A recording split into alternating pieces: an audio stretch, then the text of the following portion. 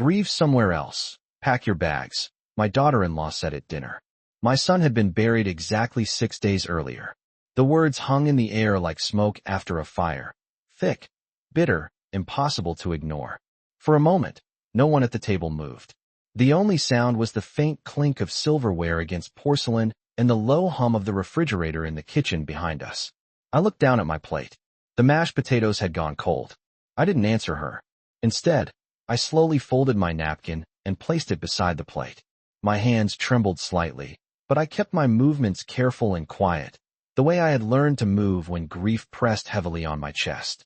Across the table, my daughter-in-law, Claire, leaned back in her chair as if she had just finished discussing something ordinary, like the weather or the grocery list.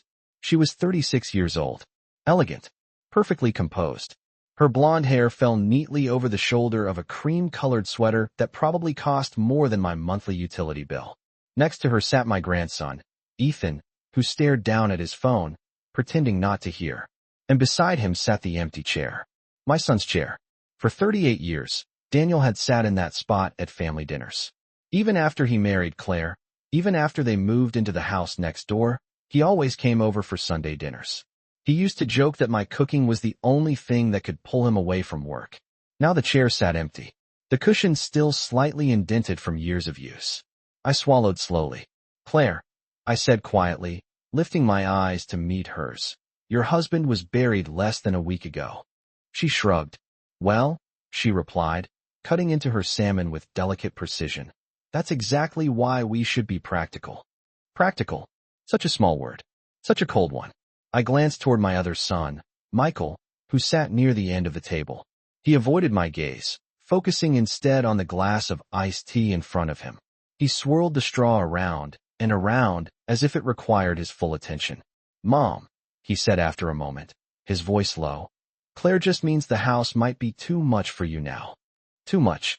I almost laughed. I had lived in that house for 42 years. I knew every creaking step on the staircase, every cabinet hinge that squeaked when opened too quickly. I knew exactly which floorboard near the hallway would groan if someone stepped on it after midnight. That house held every memory of my life. My husband and I bought it when Daniel was 6 and Michael was 3. We spent weekends repainting walls, fixing old plumbing, planting trees in the backyard. We built a family there. And now, apparently, it was too much for me. Claire dabbed her lips with a napkin. Look, she continued, her tone almost patient. You're 71. Managing a property this size isn't easy. I manage just fine, I replied. Her smile tightened. But the taxes alone are nearly $7,000 a year, she said. And the maintenance, the utilities, it's not practical. I stared at her. What she didn't say hung heavily between us. This house would be perfect for her and Michael, for their expanding plans. Claire set down her fork. We've been talking about renovating, she said lightly, glancing toward Michael. He shifted in his chair, but didn't speak. The silence felt louder than shouting. I felt something inside my chest shift. Not anger, not yet. Just clarity. For years, I had watched Claire slowly rearrange the rhythm of our family. Sunday dinners became too stressful. Holiday visits became too complicated. Family traditions quietly disappeared one by one. Daniel had tried to keep the peace between us. But Daniel was gone now, and Claire was no longer pretending. She leaned forward slightly, resting her elbows on the table. So yes, she said, meeting my eyes directly. It would probably be best if you packed your things and found somewhere more suitable. More suitable. The phrase felt oddly polite for what it really meant. Leave. Disappear. Make space. I looked at Michael again. He finally raised his eyes to meet mine. For a moment, just a moment, I thought I saw hesitation there. But then he looked away, and that was answer enough. I stood slowly. The room tilted slightly as I pushed my chair back, but I steadied myself against the table. Excuse me, I said. Neither of them tried to stop me. I walked upstairs to the bedroom I had shared with my husband for 39 years. The door closed behind me with a soft click. The room smelled faintly of cedar and the lavender sachets I kept in. The dresser drawers. My husband's photograph sat on the nightstand beside the bed. I sat down slowly on the edge of the mattress. The house felt very quiet. Too quiet. 6 days ago, I stood beside my son's grave while the autumn wind swept across the cemetery. 6 days ago, People hugged me and whispered words like strength and faith, and he's in a better place. But no one told me the hardest part would come afterward. Not the funeral. Not the silence. The betrayal. I looked around the room. My eyes fell on the small wooden box inside the dresser drawer. The one Daniel had given me 3 years earlier. "Mom," he had said that day, his voice unusually serious. "If anything ever happens to me, promise you'll open this." At the time, I laughed and told him not to be dramatic. Now my fingers rested on the lid of that box. Downstairs, I could hear faint voices again. Claire and Michael talking quietly, probably discussing the future of the house as if I were already gone. I opened the box slowly. Inside were several documents. And one envelope. On the front, in Daniel's unmistakable handwriting, were 4 simple words, "For Mom." Just in case. My hands trembled slightly as I opened it. And as I began reading the first line, I realized something Claire didn't know. Something she hadn't counted on. I let out a quiet breath. Downstairs, they thought I was grieving. But at that moment, sitting on the edge of the bed with Daniel's letter in my hands, I understood one thing very clearly. They had made a mistake. A very big one. The letter trembled slightly in my hands. For a long moment, I didn't move. The late afternoon light coming through the bedroom window painted soft gold lines across the bedspread. The same quilt my husband and I had bought during a road trip through Vermont almost 20 years ago. I stared at Daniel's handwriting on the envelope. Asterisk asterisk for Mom. Just in case. Asterisk asterisk. My son had always been careful with words. Even as a boy, he didn't say things he didn't mean. If Daniel had written this letter, it meant he had been worried about something long before he died. Downstairs, I could still hear Claire's voice drifting faintly through the floorboards. Calm. Controlled. Occasionally punctuated by Michael's quieter replies. They weren't arguing. They were planning. I unfolded the letter slowly. The paper made a soft crackling sound in the quiet room. The first line made my chest tighten. "Mom, if you're reading this, something has probably happened to me." I pressed my lips together, forcing myself to keep reading. Daniel's handwriting was steady, the same neat block letters he used when he filled out birthday cards for me every year. Asterisk, I know Claire can be difficult. I've tried to keep peace in the family, but there are things you should know. Asterisk, I paused there. For years, I had sensed tension beneath the surface of their marriage. Nothing obvious, nothing loud, but little things, small pauses in conversations, the way Daniel sometimes changed the subject when Claire entered the room. I had told myself it was normal. Every marriage had its quiet storms. But Daniel had noticed more than I realized. 3 months ago, I updated my will, the letter continued. Asterisk, I didn't tell Claire yet. I wanted to wait until everything was finalized. Asterisk, my fingers tightened around the page. Updated his will. I had attended the funeral. I had stood beside the open grave while strangers spoke about my son's kindness and success. But no one had mentioned anything about a new will. Claire certainly hadn't. The silence in the room suddenly felt heavier. Outside, a car passed slowly along the street, its tires humming against the pavement. Somewhere in the backyard, a wind chime stirred softly. I kept reading. The house is not Claire's. My heart skipped. It never was. I lowered the letter slightly, staring at the wall across the room where an old family photograph hung. Daniel at 16, Michael beside him, both of them grinning under the bright summer sun at a lake we used to visit every July. Daniel had always been protective of me. Even after he grew up, even after he became successful and busy with his work, he called every Sunday morning without fail. Just checking on you, Mom, he would say. I looked back down at the letter. The house is in your name. The words seemed to echo inside my head. For a moment, I simply sat there, letting the meaning settle slowly into place. Downstairs, Claire's laughter floated upward through the floorboards. Light, confident, as if the future already belonged to her. I folded Daniel's letter carefully and placed it back inside the envelope. Then I opened the wooden box again. Beneath the letter were several legal documents, property records, notarized papers, and the contact information for a law firm in Chicago. Daniel had prepared everything. Quietly, carefully, just in case. I closed the box and rested my hand on the lid. For the first time since the funeral, the heavy fog of grief inside my chest shifted slightly. Not gone, but clearer. Claire believed she had already pushed me out. She believed grief had made me weak. Downstairs, another burst of quiet conversation rose through the house. I could almost imagine her sitting at the dining table, discussing renovations and future plans. Plans for my home. I stood slowly and walked toward the bedroom window. The evening sun was beginning to sink behind the trees, casting long shadows across the backyard Daniel used to mow every Saturday morning. I whispered softly, almost to myself. You knew, didn't you? Daniel had known, and he had prepared. Downstairs, Claire thought the story had already ended. But standing there with the wooden box in my hands, I realized something she hadn't yet understood. The story was only beginning.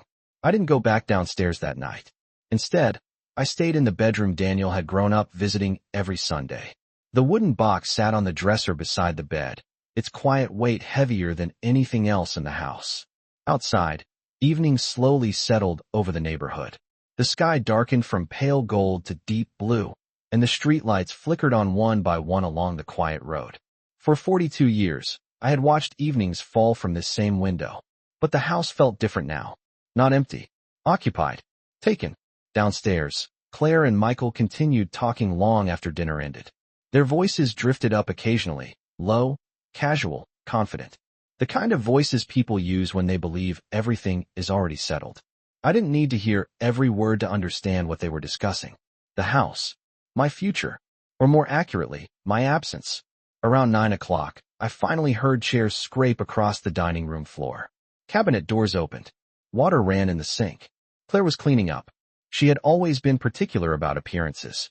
The kind of woman who could smile politely at a funeral and then immediately start reorganizing the kitchen afterward. Footsteps moved through the hallway downstairs. Then the staircase creaked once. Slowly, deliberately, I remained seated on the edge of the bed, the letter still folded carefully in my hand. The footsteps stopped outside my bedroom door. A soft knock followed. Margaret. Claire's voice came through the wood, gentle and controlled. Are you all right? I didn't answer immediately. For years, she had called me Mom. The change to my first name had happened so gradually that I barely noticed when it started. Margaret, she repeated softly. I just wanted to check on you. I stood and walked toward the door. When I opened it, Claire stood in the hallway with her arms folded loosely across her chest.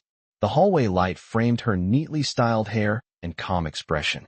Anyone looking at her would think she was a caring daughter-in-law concerned about an elderly woman's grief.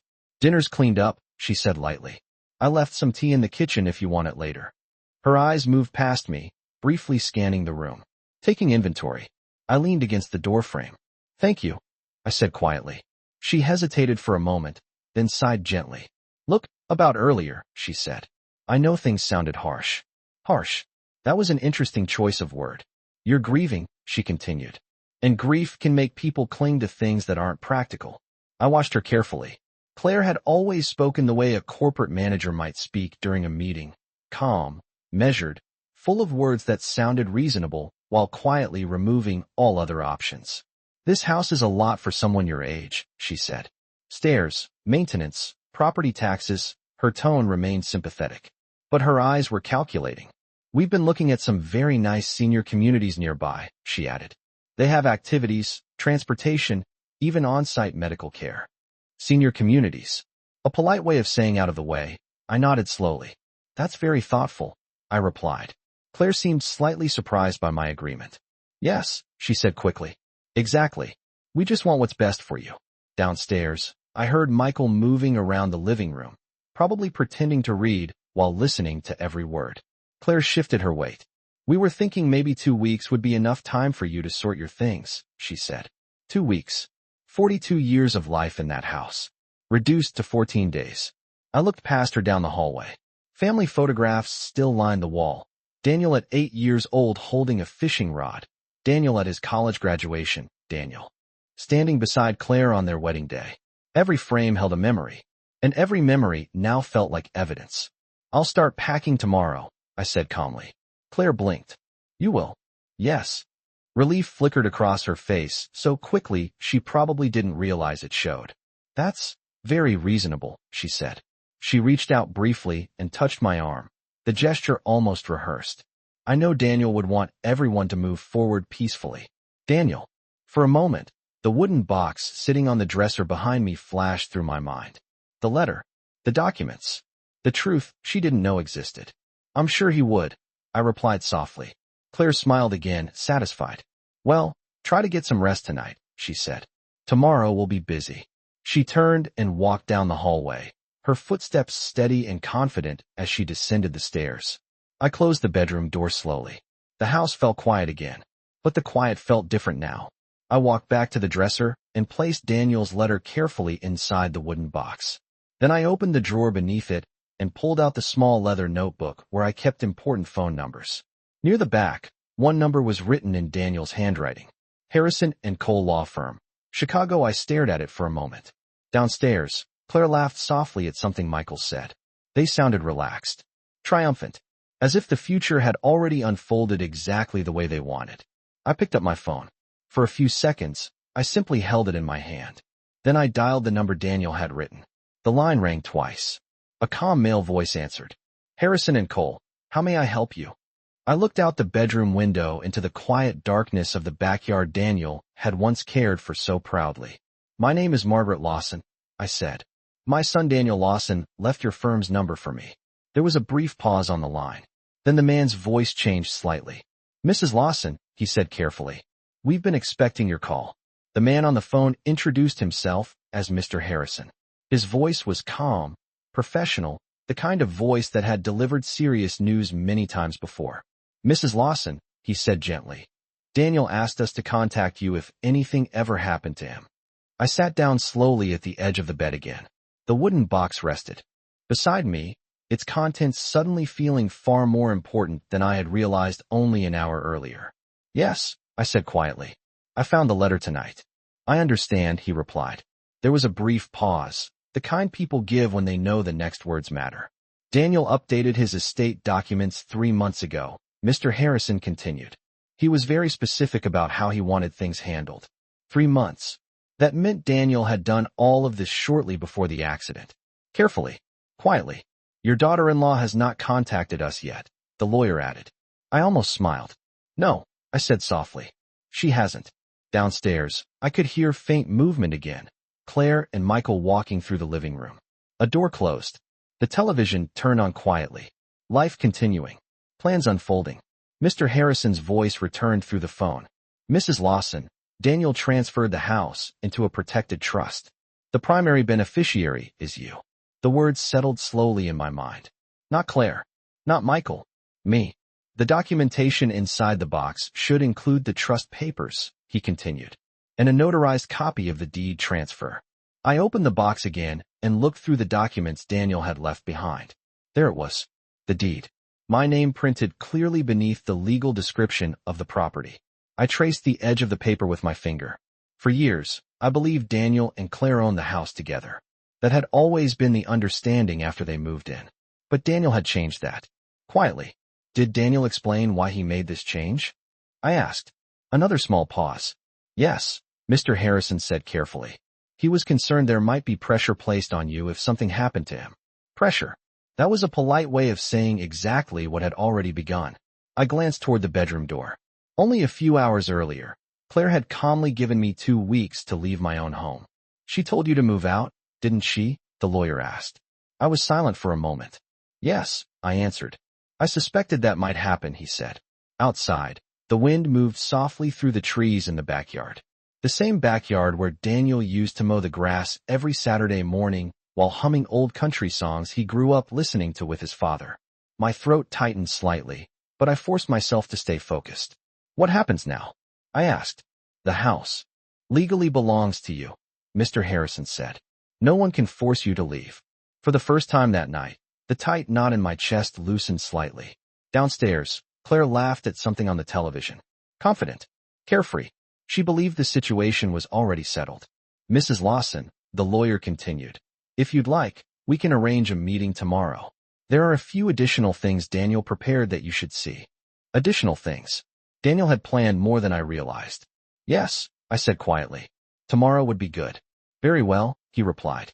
And Mrs. Lawson, try not to worry tonight. I looked down at the deed again. My name. Daniel's quiet protection. I'm not worried, I said.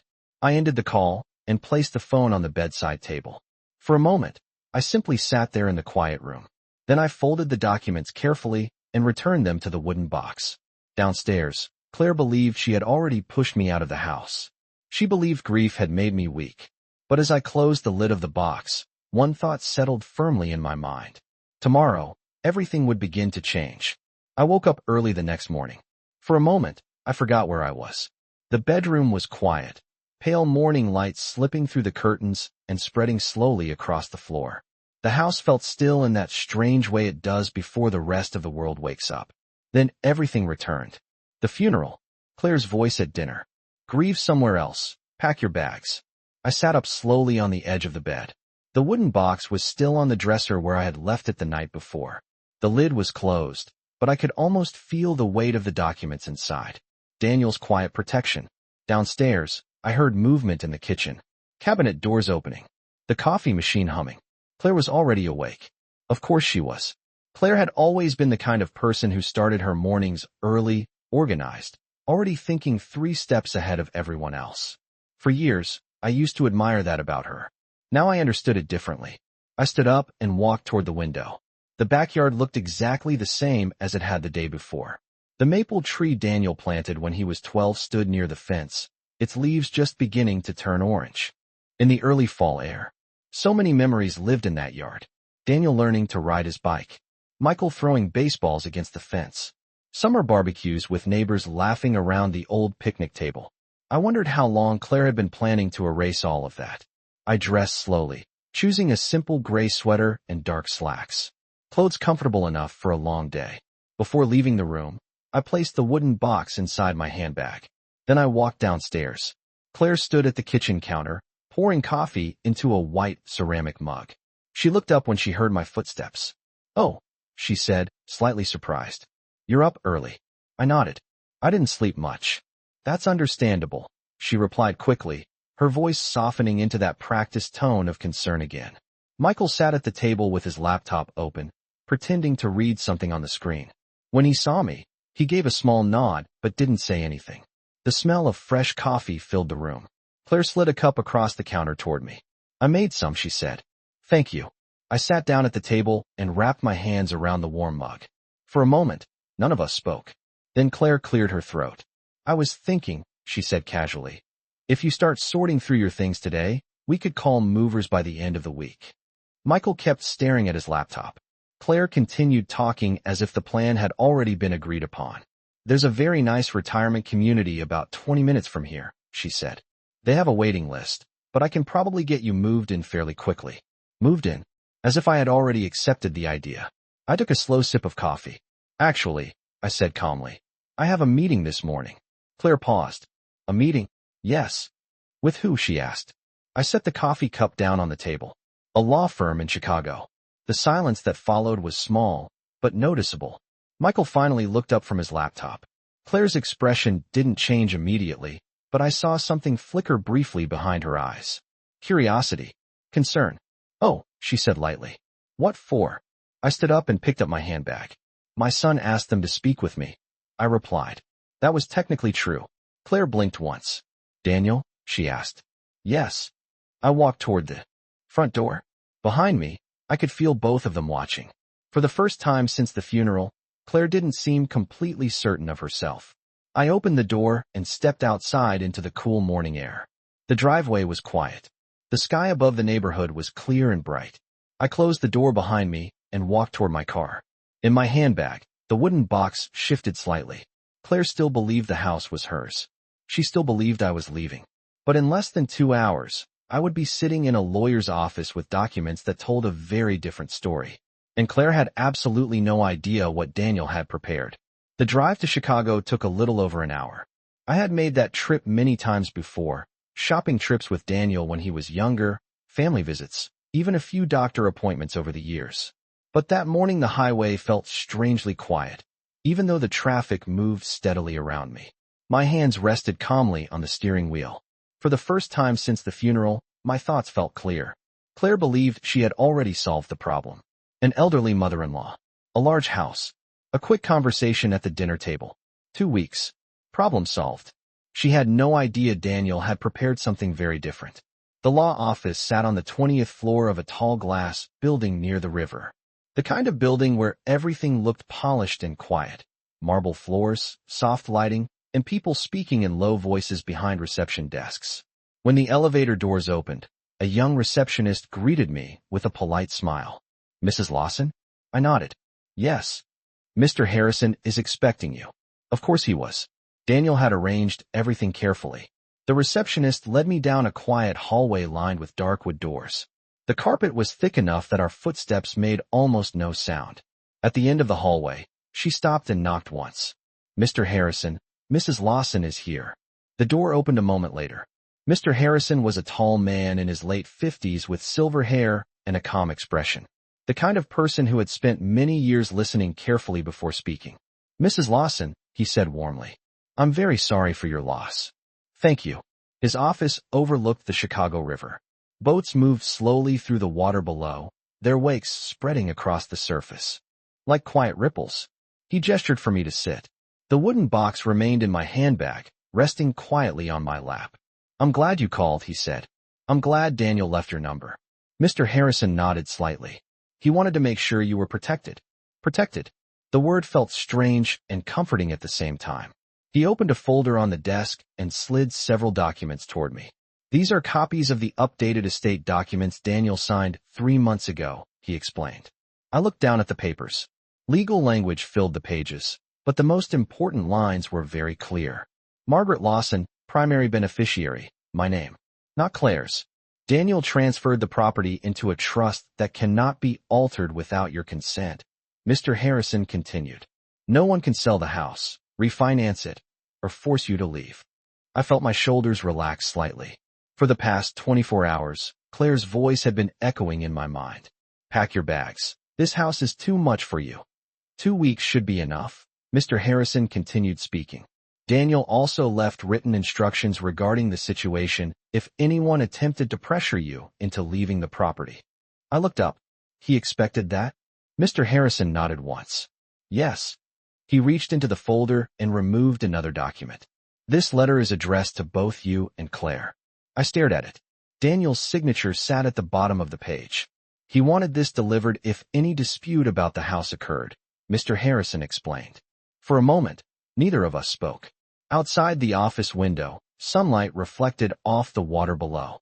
Daniel had known. Long before the accident, he had known exactly what Claire might try to do, and he had prepared for it. Mr. Harrison folded his hands calmly on the desk. "Mrs. Lawson," he said, "would you like us to arrange a meeting with your daughter-in-law?"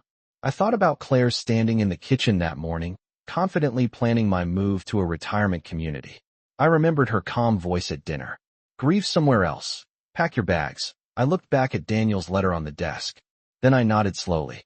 "Yes," I said. "I think it's time Claire and I had a conversation." I left Mr. Harrison's office just before noon. The Chicago air felt cooler than when I arrived, a soft wind moving between the tall buildings. As people hurried along the sidewalks below, cars moved slowly through traffic, horns sounding occasionally in the distance. Life was busy, normal, for everyone except me. I sat in my car for a moment before starting the engine, Daniel's folder resting on the passenger seat beside my handbag. Inside were copies of everything. The trust documents, the property deed, and the letter Daniel had written for Claire. Mr. Harrison had offered to contact her immediately. His office could easily arrange a formal meeting. Lawyers often preferred those kinds of situations, controlled environments, witnesses, paperwork ready. But I had shaken my head. "No," I told him. "I'll speak with her first." Because this wasn't just a legal matter. This was family, and families deserve to hear the truth face to face. The drive home felt shorter. Maybe because my mind was no longer clouded by grief and confusion. Instead, a quiet clarity had taken its place. Daniel had prepared everything. All I had to do was follow the path he left. When I pulled into the driveway, Claire's car was still parked in the garage. Michael's truck sat beside it. They hadn't gone anywhere. Of course not. They were waiting for me to pack. I stepped out of the car and picked up the folder before walking toward the front door. The house looked exactly the same from the outside. White siding, the old maple tree near the fence, the front porch Daniel rebuilt himself 15 years ago. Anyone passing by would think nothing had changed. But inside, everything was different now. When I opened the door, I immediately heard voices from the living room. Claire and Michael. Their conversation stopped the moment they saw me. Claire stood up from the couch. "You're back already," she said, sounding slightly surprised. Michael leaned forward in his chair, watching quietly. I placed my handbag and the folder on the kitchen table. The meeting didn't take long, I said. Claire crossed her arms gently, leaning against the counter. So, she asked casually, what was it about? I noticed something small then. For the first time since Daniel's funeral, Claire looked uncertain. Not worried, but curious. Careful. I opened the folder slowly and removed one sheet of paper. The copy of the property deed. My name printed clearly across the bottom. I slid the paper across the table toward her. Claire stepped closer and looked down. Her eyes moved across the page. Once. Then again. The change in her expression was almost invisible at first. Just a tightening around her mouth. A pause in her breathing. Michael stood up and walked over beside her. What is it? He asked. Claire didn't answer immediately. She kept staring at the paper. Finally, she looked up at me. This must be some kind of mistake, she said. I shook my head gently. It isn't. The room grew very quiet. Outside, a car passed slowly down the street. Michael picked up the paper and read it himself. His eyebrows pulled together. This says the house belongs to Mom, he said. Yes, I replied. Claire straightened her posture. That's impossible, she said quickly. Daniel and I own this house together. I reached into the folder again and pulled out another document. The trust agreement. Daniel changed things 3 months ago, I said. Claire's eyes flashed slightly. 3 months. That was before the accident. Before the funeral. Before she told me to pack my bags. Michael looked from the papers back to me. Why would Daniel do that? He asked quietly.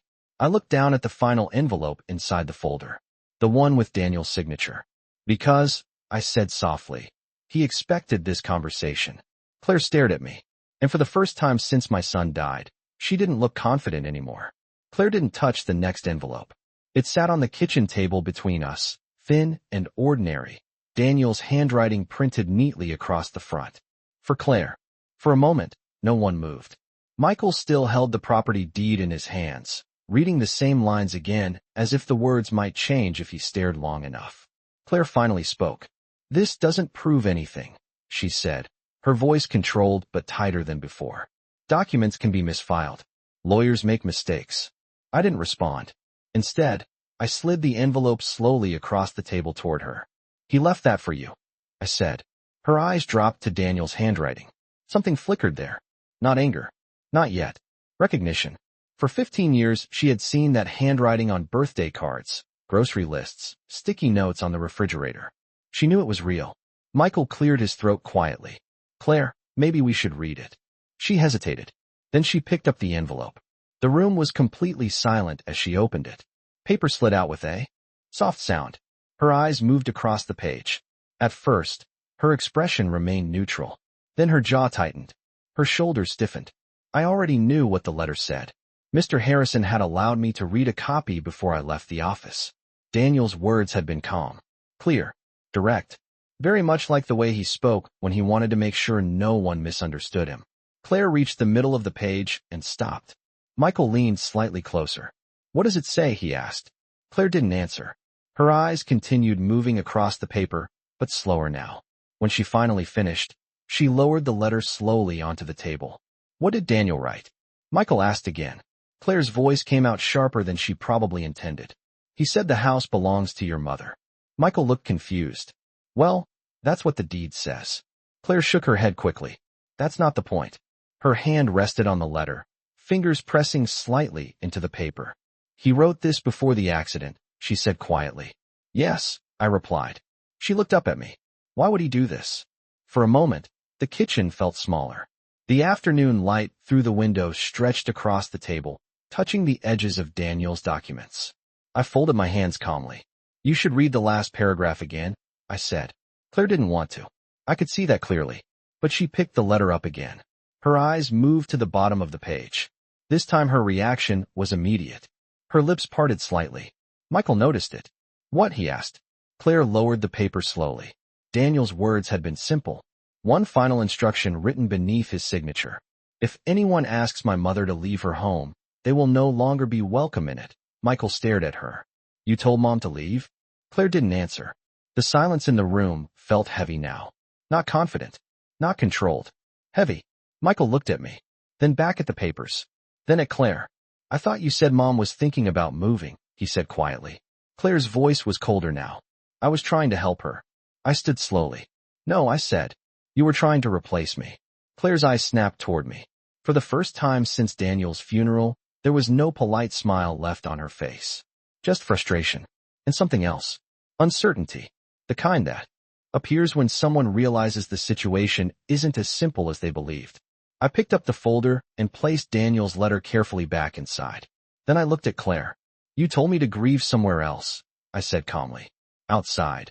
The wind moved softly through the maple tree in the yard Daniel had planted when he was a boy. Inside the kitchen, the truth Daniel left behind was finally sitting on the table. And Claire was beginning to understand something she hadn't expected. She wasn't the one in control anymore. Claire didn't say anything after that. The kitchen remained quiet for a long moment. The only sound was the low hum of the refrigerator and the faint ticking of the clock above the stove. Michael looked from Claire to me, confusion written clearly across his face. You told Mom to leave? He asked again, slower this time. Claire crossed her arms. I told her the house might be too much for her, she replied. That's not what you said last night, I said calmly. Her eyes shifted toward me again. What exactly are you accusing me of? She asked. I didn't raise my voice. I'm not accusing you of anything, I said. You told me to pack my bags. Michael looked uncomfortable now. He rubbed the back of his neck and glanced down at the papers on the table again. You told me Mom was thinking about moving, he said quietly to Claire. Claire exhaled slowly.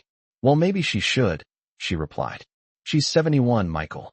That house has stairs, maintenance, taxes, and it belongs to her, he interrupted. The sentence hung in the air. Claire didn't answer immediately. Her eyes returned to Daniel's letter again, as if she still hoped the words might rearrange themselves into something else. But they didn't. I gathered the documents calmly and placed them back into the folder. The trust agreement, the deed, Daniel's letter. Every piece of it was clear. Mr. Harrison also confirmed something else this morning, I said quietly. Claire looked up again. What? The trust Daniel created can't be changed without my permission. Michael frowned slightly. What does that mean? It means, I explained, no one can sell this house, refinance it, or make legal decisions about it except me. Claire's jaw tightened. So you're just going to stay here forever? She asked. I met her gaze calmly. Yes. The word was simple, but it carried the weight of everything Daniel had left behind. For a moment Claire looked like she might argue again. I could see the calculations moving behind her eyes, searching for another angle. Then she said something different. Well, Michael and I live here too. Michael shifted slightly at that. I turned toward him. Daniel allowed you both to live here, I said. Michael nodded slowly. Yes. But the house is still mine, I continued. Claire let out a quiet laugh. So what are you saying? I rested my hands lightly on the table. I'm saying nothing changes if we respect each other. Claire narrowed her eyes slightly. And if we don't? I didn't answer immediately. Instead, I slid one last document out of the folder and placed it on the table. The final page of the trust agreement. Michael leaned closer to read it. Claire's eyes followed. The paragraph was short. Very clear. Any occupant creating a hostile environment for Margaret Lawson may be legally removed from the property. Michael's eyebrows lifted slightly. Claire's expression hardened. The kitchen grew quiet again. I closed the folder slowly. You told me to leave my home, I said calmly. I'm simply explaining that I don't have to. Outside, the wind rustled through the maple tree in the yard again. Inside the kitchen, something important had shifted. For the first time since Daniel's funeral, Claire no longer looked like the person in charge of the room. And for the first time since my son died, I wasn't the one being pushed out. No one spoke for a while after that. The kitchen felt different now. The same table, the same chairs, the same quiet afternoon light coming through the window. But the balance in the room had shifted. Michael slowly set the document back on the table. He looked at me first, then at Claire. So Mom can't be forced to leave, he said carefully. That's correct, I replied. Claire leaned back slightly against the counter, arms still crossed. The confidence she had carried since the funeral was gone now, replaced with something sharper. Frustration. You went to a lawyer behind our backs, she said. I spoke to the lawyer Daniel hired, I answered calmly. That's not the same thing. Michael sighed quietly. Claire. But she wasn't finished. So what now? She asked, looking directly at me. You expect us to just pretend none of this happened? I thought about that question for a moment. Outside the kitchen window, the maple leaves moved gently in the breeze. Daniel had planted that tree when he was 12 years old, digging the hole himself while his father stood nearby giving instructions.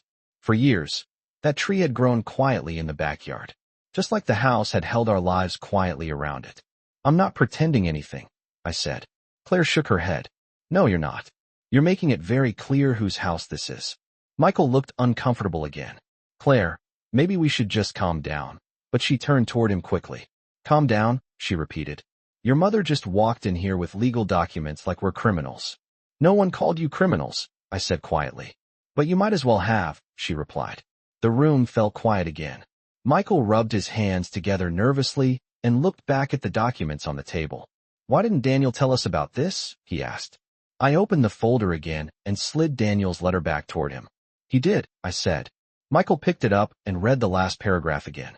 The line about anyone asking me to leave no longer being welcome in the house. His shoulders dropped slightly as he finished reading. He must have been worried, Michael said quietly. Claire didn't respond. Her eyes were fixed on the kitchen floor now, her expression tight. Then she said something that surprised both of us. Fine. Michael looked up. Fine, he repeated. Claire straightened. If the house belongs to Margaret, she said carefully, then she can make the rules. The way she said my name again felt deliberate, distant, but I nodded slowly. Yes, I said. Another long silence followed.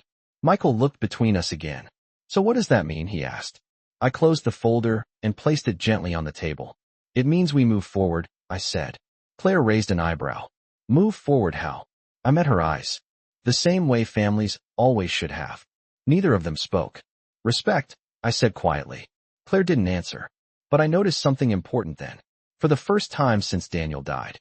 She didn't argue either. The conversation ended there, but the silence that followed stayed with us. Michael slowly sat back down at the kitchen table, the chair legs scraping softly against the floor.